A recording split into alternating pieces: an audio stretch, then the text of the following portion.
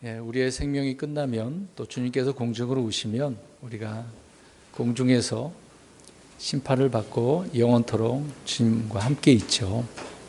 그때 관이 예배되어져 있습니다. 그 관을 우리가 이제 머지않아 곧 쓰게 될 것이죠. 근데 그 관을 쓴 자들이 이제 하늘에서 이제 계시록에 나오죠. 그 관을 주님 앞에 이제 다 벗어드리는 것을 보게 되어집니다. 내가 뭐 잘해서 받는 게 아니라 그것이 다 주님의 은혜라고 이제 고백을 하게 되어지는 거죠. 그렇게 저와 여러분들이 나중에 하게 될 것입니다. 일단은 우리에게 주실 약속, 상속이 있으니까 우리가 이 땅에서 살아가는 것이죠. 그 복된 소망을 늘 가지고 살아가는 저와 여러분들이 되시기를 바랍니다. 오늘은 고린도전서 15장 31절 말씀을 통해서 날마다 죽는 삶이다 라는 제목으로 말씀을 전하고자 합니다. 사도 바울은 나는 날마다 죽노라 라고 고백을 하죠. 이것을 우리가 오늘 좀 생각해 보려고 합니다. 성도 여러분, 지난 한 주간의 삶 가운데 주님께서 기뻐하시는 열매가 풍성하셨습니까? 어떤 열매가 이제 풍성하셨는지 이따 오후 시간에 좀 나눠주셨으면 좋을 것 같습니다. 아니면 자기 자신을 위한 육신의 열매로 주님의 얼굴을 붉히는 그런 삶을 살지는 않았는가라고 하는 부분이죠. 우리가 이제 그렇게 살면서 늘 성령 충만한 삶을 살기를 원하고 있는 것입니다. 그래서 성령 충만한 삶을 살기 위해서 기도를 하고 나름대로 열심히 성경도 보시고 복음도 전하시고 애를 쓰고 있는 줄 압니다. 우리가 그렇게 하는 이유는 말씀드린 것처럼 성령으로 충만한 삶을 살기 위해서인 거죠. 성령으로 충만한 삶을 살기 위해서는 그래서 어떻게 해야 되는가? 여기 써놨습니다만은, 그러면 그렇게 살기 위해서, 그렇게 살기 위한 핵심이 뭐냐라고 할 때 우리는 자기 자신이 자아가 죽어야 된다라고 하는 부분입니다. 내가 죽어야 된다, 쉽게 말해서 그런 거죠. 자기를 부인하고 자기 십자가를 지고 주님을 따르지 않고서는 제자의 삶을 살아갈 수가 없는 것입니다. 성령의 열매를 그래서 맺을 수가 없는 것이죠. 그래서 우리는 자아가 죽어야 제자의 삶을 살 수가 있는 것이고 주님의 영광을 드러낼 수 있는 것이며 늘 성령 충만한 삶을 살 수가 있는 것입니다. 자아가 죽는다라고 하니까 이해가 안 되시는 분들이 있을 수도 있습니다. 내 생각들, 내 마음들을 내려놓아야 된다, 그 얘기죠. 내가 고집 피우고 내가 무엇을 하려고 하는 그런 생각들, 이거를 내려놓아야 된다. 왜? 그것은 내가 하는 일이잖아요. 물론 우리가 일상생활에서 내가 하는 일이지만 그런 것이 내 안에 계신 성령님을 통해서 주님께서 하시도록 내드려야 된다, 그 얘기인 것입니다. 그럴 때 충만한 삶을 살 수 있게 또 열매를 맺을 수 있게 되는 것이다 라고 하는 것이죠. 예를 들어서 이제 모든 식물이 뿌리를 내리고 자라는 그곳이 어디겠습니까? 그 씨앗이 죽은 그 곳, 그 장소 아니겠습니까? 물 화분에다가 그렇게 우리가 심으면 이 장소가 되겠죠. 그런 면에서 우리 그리스도인들의 출생지, 다시 태어나서 시작하는 그 시점이 어디냐? 바로 그것은 갈보리 십자가라 할 수가 있다라는 것입니다. 그래서 오늘 아까 우리 청년들이 찬송했지만 십자가의 전달자, 그것이 우리의 시작이고 그것을 통해서 우리가 모든 은혜를 받은 부분이기 때문에 그런 것입니다. 그래서 우리의 자아는 십자가에서 그리스도와 함께 죽은 것이죠. 2000년 전에 예수님께서 그렇게 죽으셨지만 지금 예수 그리스도를 믿는다고 한다면 그 믿는 순간 우리는 그리스도와 함께 죽었다라고 이야기를 하고 있는 것입니다. 그래서 죄에 대해서 우리가 죽었기 때문에 더 이상 죄에 대해서 우리는 심판을 받지 않게 된다는 거죠. 그런데 문제는 우리의 육신의 몸이라는 겁니다. 이 육신의 몸은 아직 구속받지 못했기 때문에 늘 육신의 정욕으로 죄를 지을 수가 있는 것입니다. 그래서 이 몸에 대해서 거룩하라. 몸이 거룩해야 되는 부분이 되는 거죠. 몸 관리를 죄 짓지 않기 위해서 최선을 다하는 조심하는 삶을 우리가 살아가야 하는 것입니다.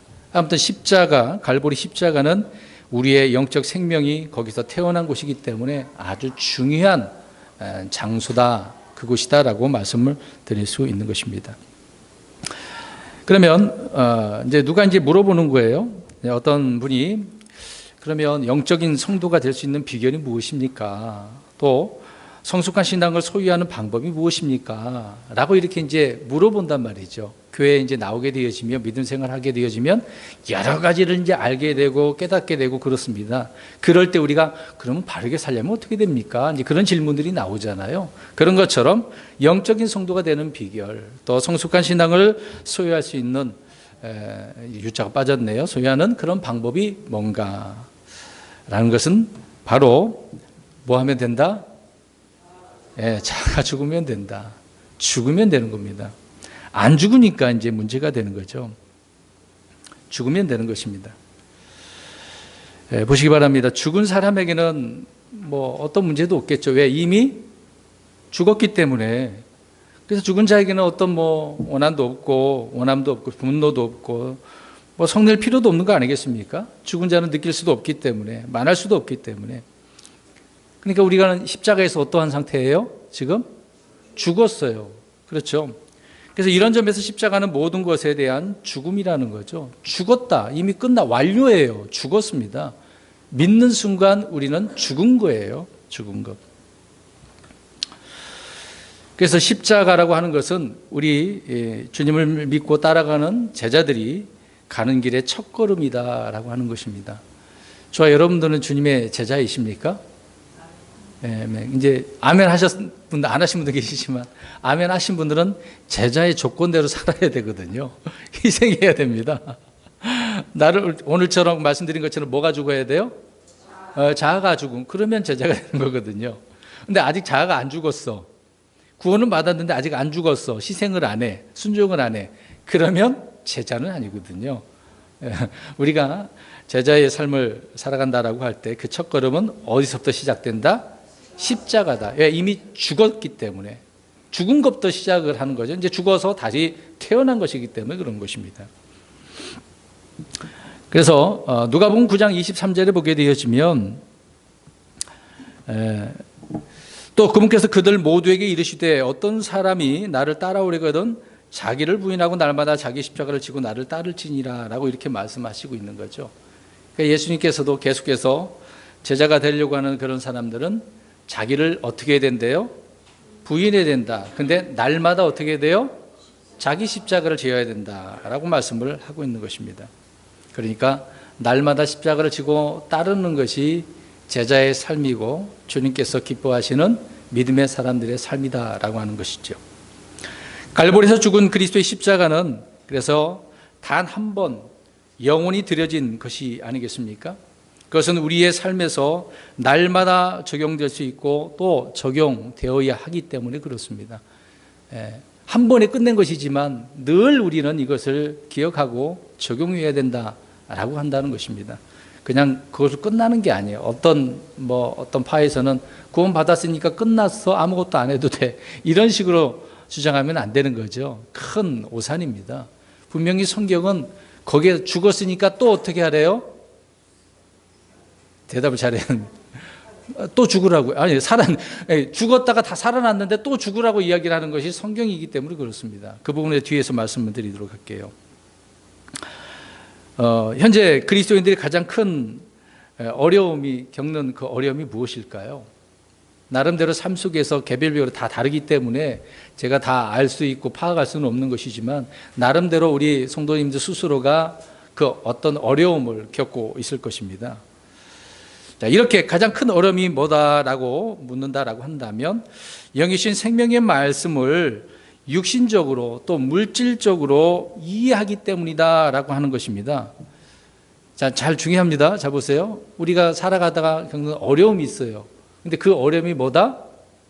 하나님의 말씀을 어떻게 생각하고 있다는 거예요? 육신적으로, 물질적으로 생각하니까 어렵다 그 말입니다. 주님의 말씀은 내 말이 영이오라고 했거든요. 영이신 말씀이라고 표현하고 있는 것인데 사람들은 그 영의 말씀을 육신적으로만 적용하려고 하다 보니 많은 어려움을 겪는다라고 하는 것입니다.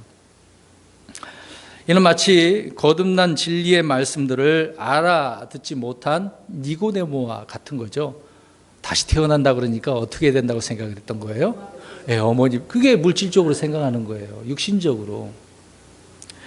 또 이제 사마리아 여인을 주님께서 우물가에서 만나지 않습니까? 그래서 내가 주는 물을 마시면 영원히 목마르지 않아. 그랬더니 그 여자는 어떤 물을 생각하고 있는 거예요? 야, 그럼 이 물 뭐 조상으로부터 내려오는 이 물 마셔야 된다. 그 물만 생각하는 거죠. 예? 뭐 우리나라 어디 가면은 좋은 물 있다고 하는데 또 어떤 뭐 기도원은 그 물 먹으면 또 치유된다고 하는 그런 물이라고 하던데 정말 치유되나 모르겠어요.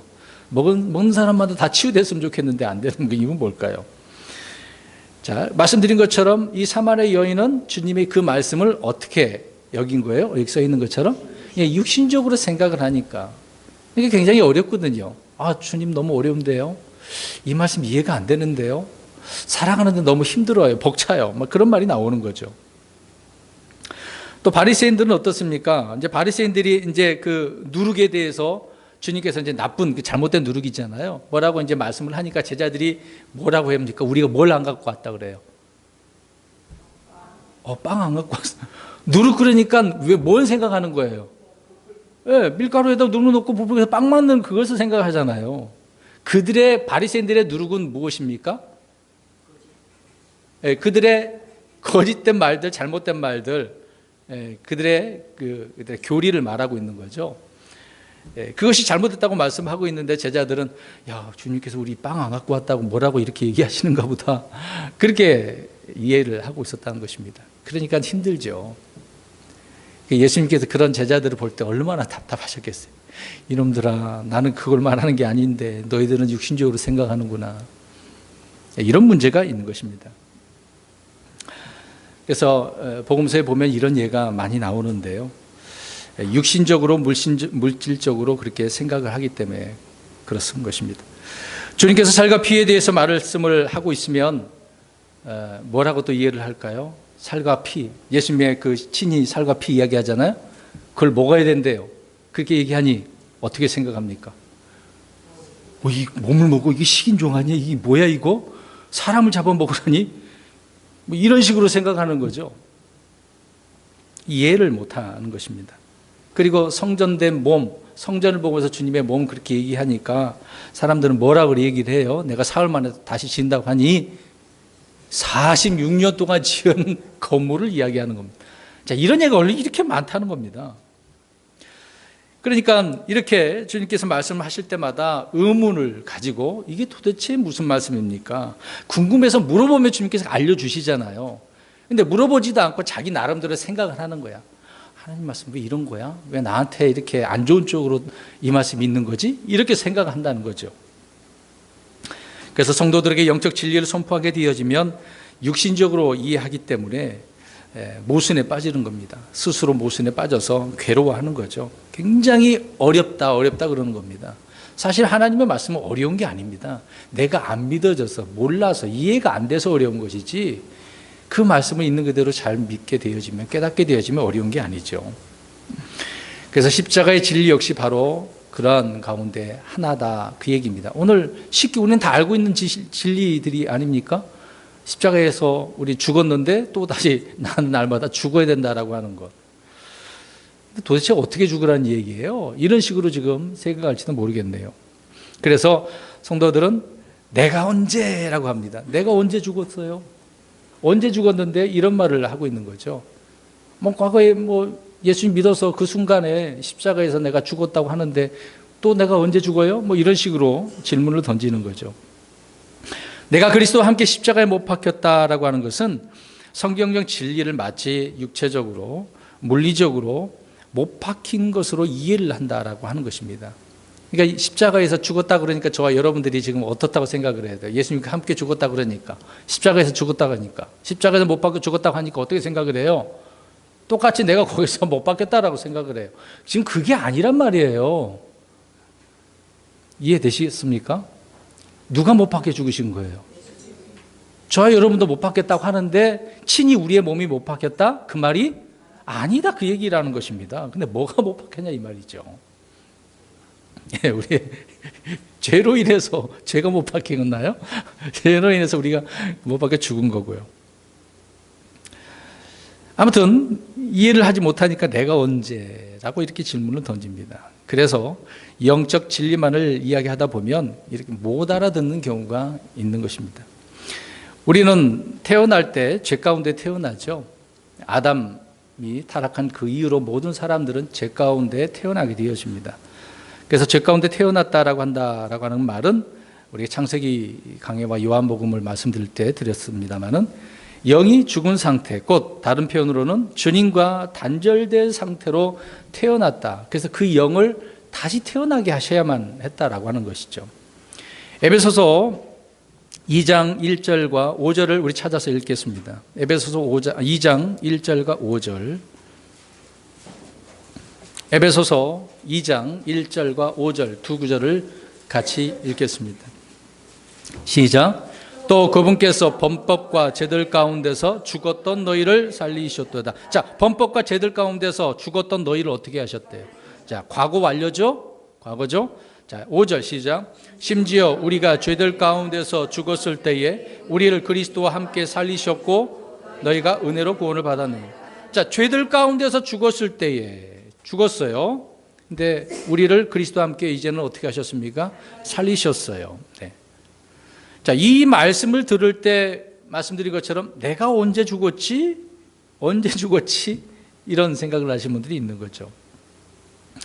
고린도서 2장 13절 초반절에 보면 또 너희의 죄들과 너희 육체의 무할례 가운데서 죽었던 너희를 이렇게 말씀하고 있습니다. 우리는 모두 죄들 가운데서 죽어 있었다라는 것을 알 수가 있죠. 여러분, 구원받지 못한 사람들, 흔히 이제 그들은 이제 자연인이라고 하죠. 이런 사람들은 범법과 죄들 가운데 죽은 채 태어납니다. 죽은 채 태어나는 거예요. 그럼 저와 여러분들은 어떨까요? 이제 구원받은 사람들은 어떻게 태어납니까? 그렇죠. 예, 십자가에 못 박히신 예수 그리스도를 믿을 때 그 순간 하나님은 우리를 살리셨고 영원한 생명을 주신 것이죠. 그때 생명이신 주님이 우리 안에 친히 들어와 계신다라는 것입니다. 모든 사람처럼 똑같이 죽어서 또 이렇게 태어나는 것이 죄 가운데 태어나지만 이제는 주님을 믿는 순간 그 문제가 해결된다, 그 얘기입니다. 죄가 없는 상태가 되는 거예요. 그런데 성경은 말씀드린 것처럼 거듭난 성도들에게 자꾸 어떻게 하라 그래요? 죽으라, 죽으라고 이야기해요. 죽었다라고 하는 말씀도 있는데 또 다시 어떻게 하라? 죽으라라고 말씀을 하고 있다, 그 얘기입니다. 믿음으로 거듭난 성도, 거듭난 체험을 한 우리 성도들에게 주님은 다시 죽으라고 이렇게 말씀을 하고 있습니다. 근데 그것도 오늘 바울이 고백한 것처럼 어떻게 해요? 날마다 죽으라고 말씀하고 있는데요. 날마다 죽으라고. 그래서 바울이 이런 말씀을 오늘 본문에 말씀을 하고 있는 거죠. 그래서 날마다 죽는 것이 바로 무엇이다라고 이야기합니까? 오늘 31절 다시 한번 보세요. 날마다 죽는 것이 오히려 자기에게는 어떤 거다라고 표현합니까? 왜 기쁨이래요? 여러분, 괴로움과 슬픔이 아니라는 거예요. 날마다 죽으라고 하는데 이거는 고통이 아닙니다. 오히려 기쁨이라는 거예요, 기쁨. 그러니까 이 기쁨을 위해서 우리는 날마다 어떻게 해야 된대요? 죽어야 된다. 근데 죽고 싶지 않은 분들은 이 기쁨을 모르는 거예요. 내가 왜 죽는지 그 기쁨을 모르는 거예요. 계속해서 들어보세요. 바울은 왜 이것이 기쁘다고 하는지 한번 들어보세요.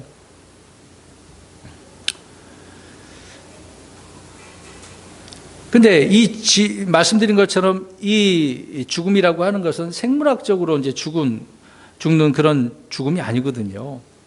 근데 바울의 육신은 단 한 번 죽을 수밖에 없는 것 아니겠습니까? 근데 여러 번 죽는다고 하고 말씀을 하고 있는 것입니다. 근데 육신은 그런 부분이 아니라는 것을 우리가 이해할 수가 있는 거죠. 그러면 바울이 말한 나는 날마다 죽는다라고 하는 것은 육신이 아니라고 한다면 뭐겠어요? 그렇죠. 예, 우리 이재현 형제님 말씀을 잘 이해하고 계셨습니다. 예, 자아가 죽는 거거든요. 내가 죽는 것입니다. 사람의 육신은 누구나 한 번 죽지 두 번 죽지 않잖아요. 육신은 한 번 죽는 거지 않습니까? 그러면 바울이 말한 나는 날마다 죽노라 하고 라는 그런 말의 의미가 뭘까? 쭉 써놨습니다만은요. 바울은 십자가에 못 박히신 그리스도를 통해서 자기 자신 역시 죽었음을 어떻게 했다는 거예요? 나는 이미 죽었어라고 이것을 선포하는 거예요. 이것이 기쁨이에요. 지금요. 난 죽었어. 이것이 기쁘다는 겁니다. 또 자신의 영과 속사람은 살아나고 새 사람이 되었음을 분명히 알고 난 그 이후에 자신의 그 옛사람은 죽었다라고 선포하는 거예요. 자, 다시요. 죽었어요. 근데 다시 살아났어. 새 사람이 됐어. 이것을 알게 됐단 말이에요. 주님의 말씀을 통해서 깨달았어요. 그러니까 그런 다음에 자신의 옛사람이 죽었다라는 것을 또 이렇게 선포하고 있는 거죠. 야, 나는 옛사람이 죽었어. 그리고 옛사람의 행실을 이제는 어떻게 합니까? 죽었으니. 그런 과거에 했던 옛사람의 행실들을, 내가 과거에 좋아한 것들이 있지 않습니까? 평소에 내가 즐기하고 좋아하고 말씀보다 더 가까이 했던 것들이 있지 않습니까? 그 과거의 그런 것들을 다 어떻게 한다고요? 벗어버리는 거예요. 벗는다라고 한번 생각을 해보세요. 뭔가 뒤집어 쓰였네. 그걸 벗어버리는 거, 던져버린다는 얘기죠. 또 그런 것들이 다시 살아날 때면 어떻게 합니까? 다시 쏟아 나오네요? 어떻게 해요? 또 죽이는 거예요. 구루터기가 있는 것처럼 다시 그것이 솟아나는 것처럼 이런 것이 솟아날 때 또 죽이는 거예요. 그래서 사도 바울이 나는 날마다 죽노라 라고 고백을 하고 있는 겁니다. 이런 점에서 지금 바울은 날마다 죽기 때문에 어때요? 기쁜 거거든요. 또 몸은 죽은 것으로 여기고 살았다는 것을 알 수가 있습니다. 그러니 바울은 이제 자기 인생이 아니에요. 과거에는 자기 인생으로 나는 무엇을 해보겠다라고 그렇게 다녔던 사람이지만 이제는 그런 게 아니잖아요. 누구를 위해서 사는 거예요, 이제는? 주를 위해서. 나를 죽이고 주님의 영광을 위해서 살아가는 거죠. 그런 삶이기 때문에 기쁠 수밖에 없다, 그 얘기입니다. 이것이 구원받은 사람들의 정말 은혜로운 삶이 아니겠습니까? 생활 방식이죠. 이런 생활 방식으로 우리는 날마다 살아가야 된다는 것입니다. 그래서 성도의 생활 방식이 성령을 따라 말씀을 따라 사는 삶, 이런 삶이 되어야 된다고 말씀을 하고 있는 것입니다. 우리 성경 한번 읽어볼까요? 시작. 너희가 육신을 따라 살면 죽을 것이로되 성령을 통해 몸의 행실을 죽이면 살리라. 아멘. 죽이면 또 산대잖아요. 사도 바울이 이것을 철저히 깨달았기 때문에 이 로마서를 통해서 우리에게 알려주고 있는 것 아니겠습니까? 근데 이런 말씀 우리는 많이 접하고 읽습니다. 생각을 합니다. 암송도 합니다. 그런데 뭐가 안 돼요? 아니, 그거는 둘째이고 지금 첫 번째는 뭐가 안 죽어요? 자아가 안 죽는다. 내가 안 죽기 때문에 안 되는 거죠. 그래서 성령을 따라 말씀 따라 살지 못하는 경우가 허다한 것입니다. 생각해 보시기 바랍니다. 바울이 그리스도인이 되었다고 해서 그러면 자기 가지고 있는 성질, 본성 이것이 없어졌겠습니까? 우리가 그럼 생각해 보세요. 우리 개개인으로 적용하면 우리는 구원 받았어요. 과거 십자가에서 죽었어요. 근데 우리의 본성은 없어집니까? 다 있어요. 저마다 성질을 갖고 있지 않습니까? 옆 사람 쳐다보시고 한번 물어보세요. 성질이 있으세요? 어떤 다 저마다 있지 않습니까? 나기마다. 근데 바울은 그 성질이 없어진 게 아니란 말이에요. 근데 바울은 어떻게 보면 보통 까다로운 사람이 아니거든요. 근데 바울과 같이 다니는 누가, 또 그 사역자들 있잖아요. 에바브로디도, 디모데, 또 브리스길라와 아굴라, 여러 사람들 같이 따라다녔지 않습니까? 근데 인간적으로 보면은 저 바울 어때요? 또 볼 때 육신이 어때 지금? 사탄의 가시가 있어가지고 어떤 병이 생겼어요. 이것을 볼 때마다 어때요? 인간적으로 볼 때 이상하잖아요. 그래서 고린도 교회가 바로 그런 문제예요. 오늘 그런 문제 속에서 바울이 이런 고백을 하고 있는 겁니다. 고린도 교회 성도들이 얼마나 바울을 이렇게 비방을 했어요. 바울을 통해서 구원받아 놓고서 바울을 비방하고 있어요. 저 사람 사도 맞아? 생김새가 왜 저래? 이런 식으로 지금 나온 거죠. 외모까지라도 마음에 안 들었던 것이 고린도 교회 성도들이었던 것입니다. 근데 바울이 그만큼 여러 가지 면으로 볼 때는 막 덕이 안 되는 경우가 있었던 것 같아요. 말씀을 정말 잘 전하고 신실한데 여러모로 이런 모습을 볼 때는 마음에 안 들었던 부분인 거죠.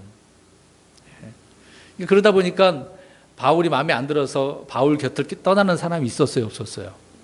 있었다니까요. 바울과 같이 사역하는 게 힘들어갖고 그냥 다시 돌아가는 사람이 있었잖아요. 누구예요? 데마? 힘들거든요. 이제 바울은 지금 변화돼서 영적인 사람이잖아요. 몸은 삶은 이렇게 고달프고 힘들고 외모는 마음에 안 들고 그러지만 영적인 삶을 살아가잖아요. 근데 아직 그것이 이해가 안 되고 깨닫지 못한 테마 같은 경우에는 어때요? 나하고 안 맞아. 코드가 안 맞아. 그래서 어떻게 해요? 떠나는 거죠. 물론 다시 나중에 회복을 했지만 이런 경우입니다. 우리가 영적인 말씀을 이렇게 깨닫지 못하면 여전히 힘들거든요. 이 십자가가 힘들어요. 계속해서 자신을 죽이면서 살으라고 그것을 친히 본을 보여주잖아요. 바울 역시. 어려운 문제죠. 자, 그래서 우리가 죽었다. 그리고 죽이라. 이 문제를 잘 이해를 했으면 좋겠습니다. 자, 죽었다 그러면 언제? 갈보리 십자가에서 죽었어. 그러면 죽이라고 한다면 언제? 날마다. 예, 날마다 죽는 거예요. 내가 살아가면서 죽기 전까지 공중으로 들려받기 전까지 우리는 계속 죽이는 거예요. 죽었는데 또 죽이는 거예요. 이 육신은 아직 해결이 안 받기 때문에 그렇습니다. 우리가 물리적으로 죽었다라고 한다면 다시 죽일 일도 없겠죠. 그러나 물리적인 죽음이 아니기 때문에 또 다시 어떻게 하라? 죽이라 그 얘기입니다. 그래서 죽이라는 명령을 하고 있는 거죠. 우리 골로새서 3장 5절 읽겠습니다. 죽었다는 진리만 있는 게 죽었다라고 하는 것만 있는 게 아니에요. 우리는 죽이라라고 하는 말씀도 있다는 것을 알아야 됩니다. 3장 5절입니다. 골로새서 시작. 그러므로 땅에 있는 너희 지체들을 죽이라. 그것들은 음행과 부정함과 무절제한 애정과 악한 욕정과 탐욕이니 탐욕은 우상 숭배니. 자, 이 말씀 속에서 땅에 있는 지체들을 죽이래요. 근데 그것이 뭐라고 나왔습니까? 음행, 부조감, 무절제한 애정, 악한 욕정, 탐욕. 자, 이런 것들이 우리에게 있는 것입니다. 오늘 오전에 우리 아이들에게 아간 이야기를 했거든요. 아간 역시 무엇 때문에 하나님의 명령을 어긴 겁니까? 도둑질한 겁니까? 탐욕이거든요. 탐심이 들어가서 그래요. 이 육체적인 이런 욕구가 항상 우리를 괴롭히고 있는 거거든요. 그래서 늘 싸울 수밖에 없는 겁니다. 괴로울 수밖에 없는 거예요. 그럼에도 불구하고 이런 문제를 우리가 인식한다고 한다면 바울처럼 나는 날마다 죽노라. 죽이는 삶을 살아가는 거죠. 그렇다고 이걸 잘 오해를 하지 마세요. 뭐 금욕주의 하라는 이야기일까요? 지금 그 얘기 아니에요. 육신을 어떻게 하라고 하는 게 아니에요. 지금요. 내 안에 있는 이런 욕구들을 죽이라고 말씀을 하고 있는 거잖아요. 그래서 우리는 땅에 있는 지체들을, 이러한 지체들을 죽여야 한다. 이 십자가에 내어놔야죠. 또다시요. 갈라디아서 2장 20절에 내가 그리스도와 함께 십자가에 못 박혔나니, 이런 말씀도 우리 암송도 하고 좋잖아요. 설교도 한 부분도 있는데. 근데 성도들은 이런 말씀을 좀 어려워하고 혼란스러워합니다. 그 이유는 말씀드린 것처럼 하나님의 말씀이 영이잖아요. 영이신 생명의 말씀을 육신적으로 생각을 하고 있기 때문에. 근데 죽었는데 왜 죄를 짓는 것입니까? 그러면요. 죽었는데 왜 죄를 지어요? 그렇죠. 속사람은 더 이상 죄를 짓지 않지만 육신은 여전히 구속받지 못했기 때문에 죄를 짓는 겁니다. 그래서 육신의 욕구가 올라오면 쉽게 죄를 지을 수 있는 것이 우리의 육신이거든요. 그래서 육신이 죄를 짓게 되면 생각이 더러워지고 마음이 더러워지는 거죠. 또 그 마음이 그렇게 있으니까. 그 문제를 해결하기 위해서 우리는 어떻게 해야 된다? 죽여야 된다. 그 얘기입니다.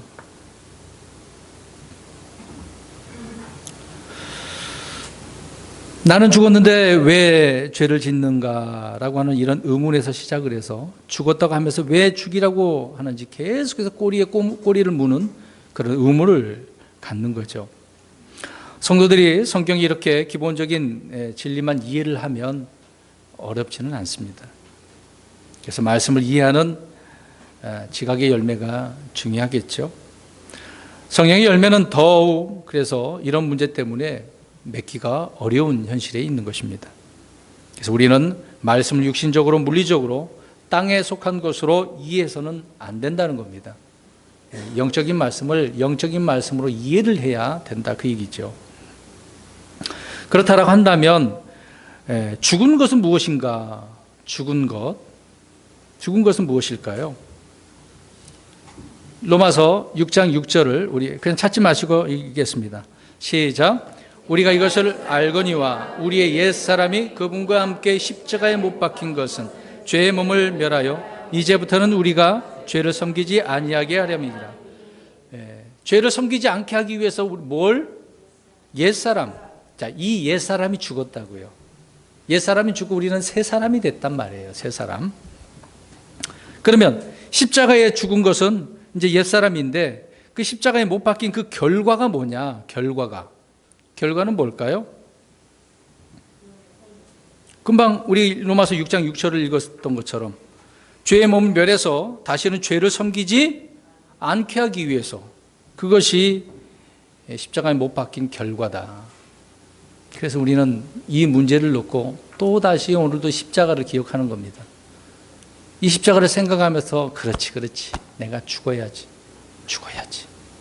가슴을 치고 좀 해봐요. 내가 죽자. 그러면 다툴 일도 없어요. 부부싸움 할 일도 없고 또 형제지간에 다툴 일도 없거든요. 바울이 날마다 죽어야 했다라고 하는 것은 옛사람이 그리스도와 함께 죽었기 때문에 또 새롭게 태어났기 때문에 그렇다는 것입니다. 이게 이제 죽었다라고 하는 거죠. 예를 들어서 말씀드리면 어떤 나라가 이제 망해요. 이제 과거 우리나라 역사가 보면 있지 않습니까? 지금 조선에서 이제 대한민국 됐지만 그 조선 전에는 뭐가 있었습니까? 그렇죠. 고구려 백제신라. 동일한 것이 이제 조선인 거고 그 전에는 또 뭐가 있어요? 뭐 사만, 마한, 뭐 여러 가지 뭐 가랑 뭐 이런 거 많이 있었죠. 그렇죠? 그럴 때 한번 생각을 해보세요. 이제 그런 나라가 이제 망했어, 없어졌어요. 그럼 그 나라가 가지고 있었던 어떤 문화, 언어가 있었을 거 아닙니까? 그러면 그런 것들이 다 어떻게 될까요? 2세대, 3세대 지나면 없어집니다. 죽었으니까 사라지고 마는 거죠. 네?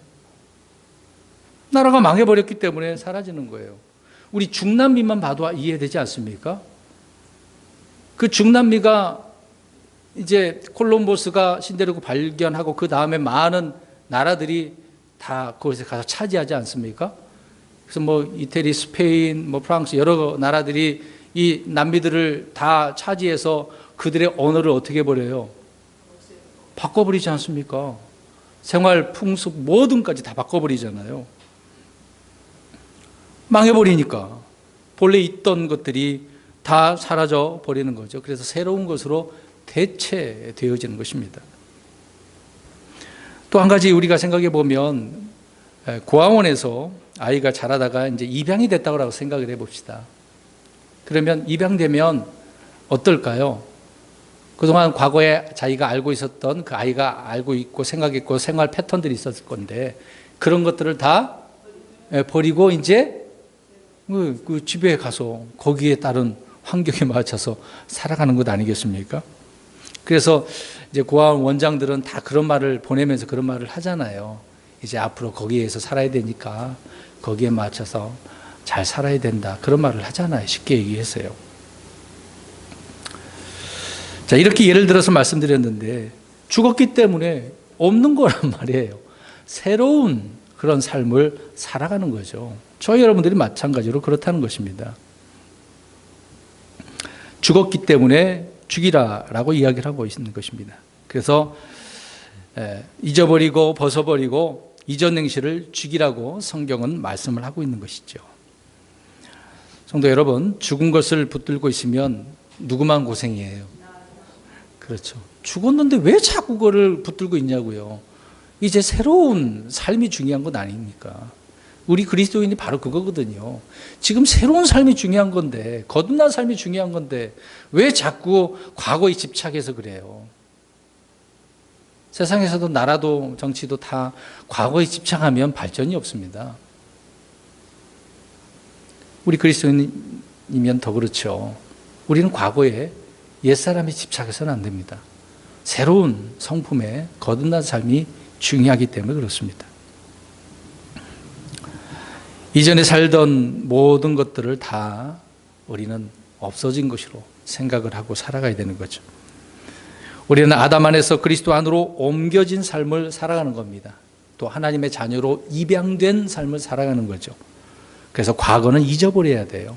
잊어버려야 됩니다. 벗어버려야 됩니다. 살아왔던 가치관, 말투, 생활 방식이 있을 수도 있는데 이제 그런 것이 새롭게 바뀌어야 되잖아요. 변해야 되지 않겠습니까?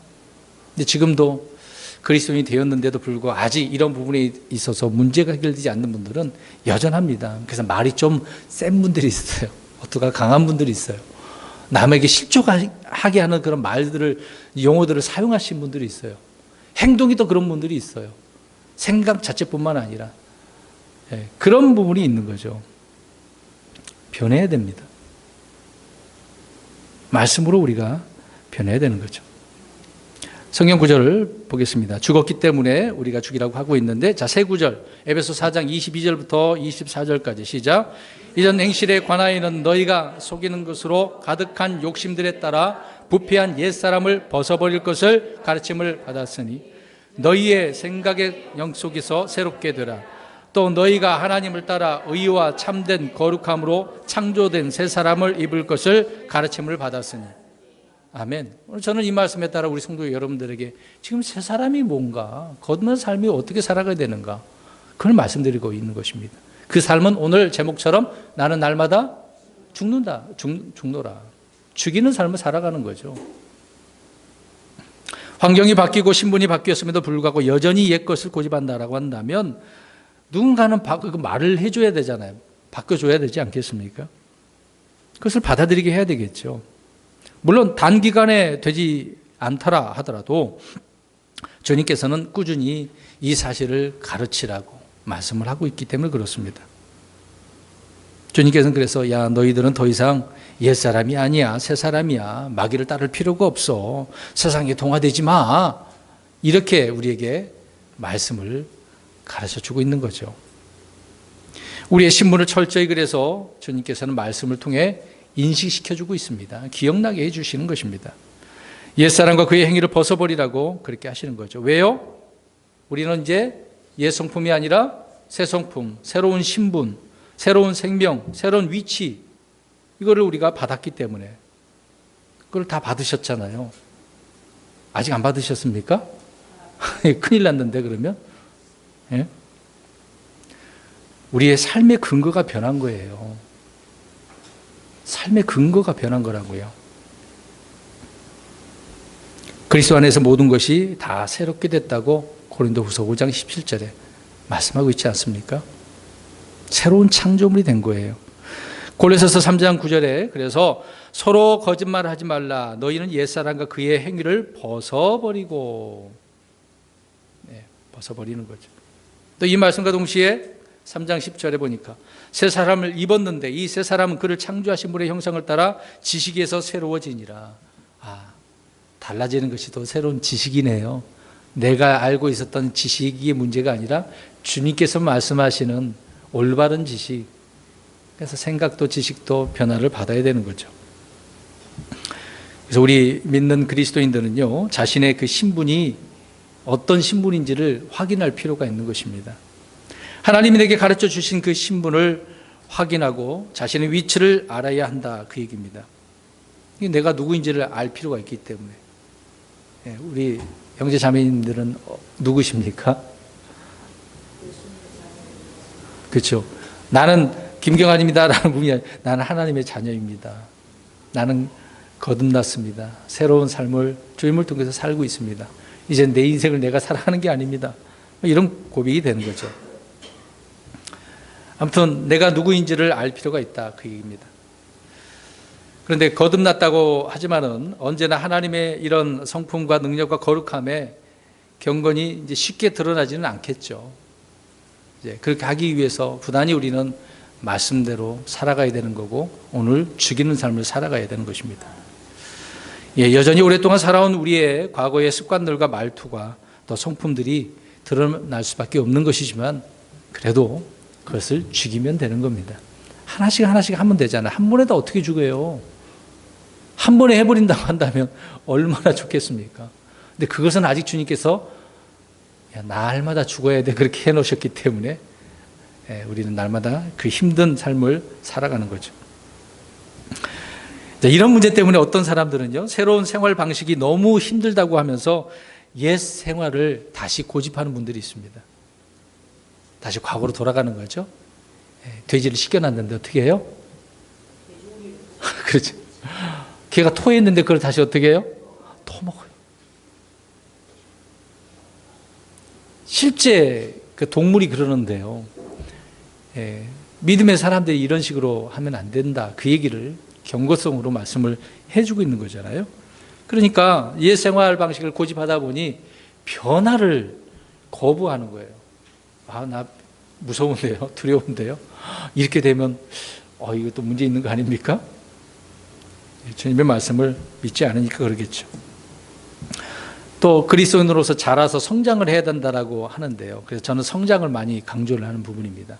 근데 성장해야 되는데 이것도 나 자라나기 싫은데요. 그런 분들이 있습니다. 그냥 이대로가 좋습니다 라고 하는 분들이 있죠. 영적 진리를 배우고 변화를 구하는 대신에 그냥 자기가 처하고 있는 그 현실에 안주하려고 그래요. 혹시 저와 여러분들은 어떻습니까? 지금의 현실에 안주하고 싶으신 건가요? 저는 지금 삶의 방식, 육신적인 그런 문제를 그거는 둘째치고 우리가 주님 안에서 살아가는 이런 새로운 삶에 대한 이야기를 하고 있는 거거든요. 그런 삶을 버려두고 이런 옛사람의 성품에 안주하려고 하지는 않는가, 그 얘기죠. 그것을 고집하고 살아가고 있는 우리들입니다. 근데 이걸 한번 생각해 보세요. 이제 지금 시대가 첨단이 흘러가고 있는데, 지금 우리가 컴퓨터 타이핑 잘 치잖아요. 자판기가 있잖아요. 과거에는 어떻게 해서 타이핑했습니까? 타자기. 자, 그러면 이제 컴퓨터가 있는데 타자기를 고집할 필요가 있어요? 간단한 이야기잖아요. 더 나은 삶이 있는데, 세상적인 부분은 아닙니다. 저는 지금 그리스도인으로서 새로운 삶을 이야기하는 것이니까. 더 나은 이런 은혜로운 삶이 있는데 왜 우리는 과거에 집착하면서 옛사람의 것을 붙들고 있는가, 그 얘기를 하는 겁니다. 여전히 옛것을 붙잡고 고집하는 사람. 자, 옆 사람 쳐다보고서 고집 부리지 말자. 네. 그래서 이게 중요합니다. 앞에 읽어볼까요? 시작. 자, 독립적인 존재인가? 주님 의존형 존재인가? 이게요. 내 자아로 내가 독립적으로 살아가는 거야? 아니면 내가 주님을 철저히 의지하며 살아가는 거야? 여러분, 지난 한 주간 동안 주님을 많이 의존하셨습니까? 감사합니다. 근데 내가 나 자신의 것을 더 의존했다고 한다면 문제가 있는 거죠. 내가 나 자신의 자아를 더 의존했다고 한다면 내가 왕이잖아요. 내가 해보겠다고 하는 것이니까. 그러나 이제는 주님이 우리의 왕이시고 주님이 우리를 다스리기 때문에, 모든 것이 되기 때문에, 과거의 육신이 우리를 우선순위였다고 한다면, 주장을 했다고 한다면, 이제는 영적인 그 문제가, 영적인 만족이 우선순위가 되어야 된다라고 하는 것입니다. 비록 육신적으로 뭔가 내가 얻지 못했다 하더라도 영적인 부분을 통해서 충만함을 얻는다고 한다면 이것이 우리가 날마다 죽이는 삶을 사는 그 결과로 드러나는 것이 아니겠습니까? 아무튼 우리 속에 있는 말의 문제, 마음의 문제, 생각의 문제, 바로 이런 것들을 새롭게 변화를 시켜야 된다, 그 얘기입니다. 자신이 죽지 않으면 그래서 자아에서 옛 소품과 옛 행실과 옛 사람의 그 습관들이 나올 수밖에 없는 것입니다. 자꾸 튀어나오니까 죽이라고 말씀을 하고 있는 거죠. 그래서 그때마다 우리는 주님의 십자가의 죽으심을 통해 이루신 일들을 생각을 하고 그 말씀을 믿음으로 새로운 삶을 살아가는 거죠. 그래서 새로운 새 성품으로 옛 성품을 대신하는 거예요. 자, 옛 성품이 있었는데 무엇으로 대신한다고? 이제는 새 성품. 그래서 나는 날마다 죽노라라고 하는 말씀은 이렇게 새 성품으로 옛 성품을 대신하며 살아가는 것입니다. 자아가 살아있는 성도들은 그 성도 그 자존심을 한번 건드려 보세요. 어떻게 되겠습니까? 이 사람이 내 자존심을 건드렸네. 이제 기분 나쁘죠? 하나밖에 없는 나의 자존심을 건드려? 이제 뒤집어지죠? 특히 이제 부부 간에 그래서 막 물건도 던지고 막 그런 일도 일어나지 않습니까? 용서가 안 돼. 나의 자아만 건드리면, 자존심만 건드리면. 그것도 어떻게 하라고요? 죽여요. 내려놓아야 죽여야죠. 예. 자, 이런 것들을 건드리면 쉽게 튀어나오는 것이 우리의 옛 성품, 옛 사람인 것이죠. 그래서 견디지 못하는 경우에 터지는 것입니다. 그래서 영적 생활의 걸림돌이 무엇인가?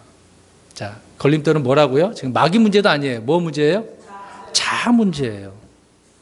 자아 문제예요. 자, 보세요. 창세기 강의에서 말씀드렸는데 뱀이 찾아왔어. 이거 먹으면 어떻게 돼? 자, 뱀은 그 말만 던질 뿐이에요. 근데 이분은 어떻게 했어요? 덥석 물고 먹었어. 뭐 때문에? 자기 자아 때문에 그래요. 욕심이 있는 거잖아요. 예. 영적 생활의 걸림돌은 자기 자아의 문제다.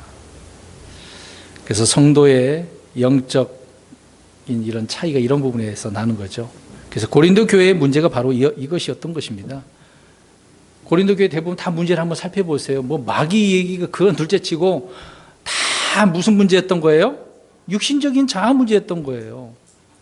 한번 고린도 오늘 이번 주 한번 가셔서 뭐 성경 문답 그 빼고 또 한번 읽어보세요. 고린도 전서 후서를 한번 읽어보세요. 무슨 문제인가? 다 이런 이야기예요. 다. 그 고린도 교회 성도들은 이해가 안 되니까 바울이 전한 영의 말씀 이해가 안 되니까 육신적으로만 생각했던 거죠. 근데 그런 말씀들이 그래서 해석을 잘 해주고 있는 것입니다. 또 갈라디아 교회 성도들에게도 육신의 행위들이 무엇인지를 알려줍니다. 왜? 그들은 구원받으려면 무엇을 해야 된다고 생각합니까? 믿음으로 구원을 받을 때 또 무엇도 해야 된대요? 행함도 있어야 된다고 강조한 것이 갈라디아 성도들이었거든요. 그래서 그 문제를 이야기하고 있는 겁니다. 무슨 소리냐? 믿음으로 구원받는 거야. 갈라디아 교회에게 그렇게 말씀했던 것입니다. 우리 갈라디아서 한번 읽어볼까요? 5장 19절에서 21절 상반절까지 한번 보겠습니다.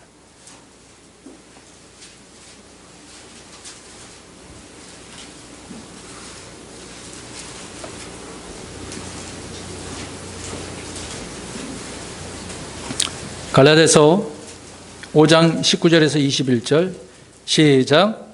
이제 육신의 행위들은 명백하니 이것들이라. 곧 간음과 음행과 부정함과 세욕과 우상숭배와 마술과 증오와 불화와 경쟁과 진노와 다툼과 폭동과 이단파당과 시기와 살인과 술취함과 흥청됨과 또 그와 같은 것들이라.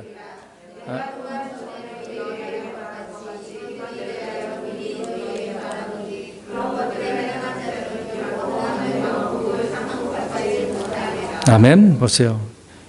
이런 육신의 행위들 혹시 여기에 한 가지라도 걸리지 않습니까? 부끄럽죠? 네, 이런 문제가 있는 겁니다. 이런 것들은 처리되지 않는 육신적 자아에서 나오는 거죠. 드러나는 것입니다. 그래서 그리스도의 십자가는 우리의 옛사람을 죽이고 죄의 몸을 멸하여 다시는 죄를 숨기지 못하게 하는 것이죠. 우리는 주님의 그 십자가를 기억을 하고 그 죽음을 내 안에 적용을 할 때 우리의 옛 성품은 또 죽는 것이고 예수님의 생명이 살아나고 드러나는 것입니다. 그래서 옛 성품을 어떻게 해요? 죽이라. 그래서 주 예수 그리스도의 십자가의 해결책이 바로 이 문제죠. 자, 한 구절 마지막으로 읽겠습니다. 시작. 예수님의 생명 또한 우리 몸에 나타나게 하는. 우리가 또 이렇게 죽여야 할 문제가 무엇 때문에 또 있어요? 예수님의 생명 또한 몸에 나타나게 하려고. 저와 여러분들이 한 주간 동안 열심히 죽어보십시오. 그럼 뭐가 드러난다고요? 예수님의 생명이. 그러면은 우리 이미경 자매를 보면서 누가 이제 봐요? 정말 예수님의 생명이 있나 봐. 영원한 생명이 있나 봐. 나 예수님 믿고 싶어. 그런 마음을 갖는 거예요. 그렇죠? 십자가에 못 박힌 주님의 죽음은 우리를 대신하는 죽음입니다. 동시에 우리와 함께한 죽음이 되겠죠. 우리가 그리스도의 십자가를 믿고 받아들일 때 십자가를 통해 이루어진 그런 실제적인 일들이 바로 이렇게 생명으로, 우리 안에 생명으로 드러나게 되어지는 겁니다. 그래서 열매도 맺히게 되고 능력 있는 삶을 살게 되는 거죠. 그래서 바울이 끊임없이 십자가 죽으신 그리스도에 집착하고 있는 거예요. 십자가. 그것을 추구한 것이 바로 부활의 권능이 있기 때문에 또 그러지 않습니까? 빌립보서 3장 10절에 이것은 내가 그분의 죽으심과 일치하게 되어 그분과 그분의 부활의 권능과 그분의 고난에 참여하는 것을 알고자 함이라. 얼마나 아름다운 말씀을 우리에게 해주고 있습니까? 성도 여러분, 십자가를 통해서 죽음을 날마다 믿음으로 받아들여야 되는 것이죠. 그리스도의 십자가는 역사적인 사건일 뿐만 아니라 실제적인 현재적 사건입니다. 죽었고 죽이라라고 하는 이런 말씀을 기억하면 되겠죠. 자, 결론적으로 우리는 언제 어떻게 죽는다고요? 써놨습니다. 읽어보겠습니다. 믿는 순간 십자가에서 죽었으며 또한 날마다 죽이는 삶을 살. 두 가지입니다. 이미 죽었고 죽이는 삶을 살아가는 거죠. 또 그리스도와 함께 죽은 자를 왜 죽으라고 하는가? 읽어봅니다. 멸하여 다시는 죄를 섬기지 않게 하기 위한 것이다. 또 그래서 새 성품으로 옛 성품을 대신하는. 이제 우리가 이것을 놓고 살아가야 되는 겁니다. 이번 한 주간 동안. 오늘 주의 만찬을 우리가 잠시 후에 할 것인데요. 주님께서 이것을 위해서 죽으신 거잖아요. 이것을 생각을 하고 주의 만찬에 참여하면 그것이 되게 큰 은혜와 감동이 되는 겁니다. 능력이 되는 것입니다. 이런 복된 삶이 저와 여러분에게 넘치시기를 주의 이름으로 축원합니다. 아멘. 기도하겠습니다.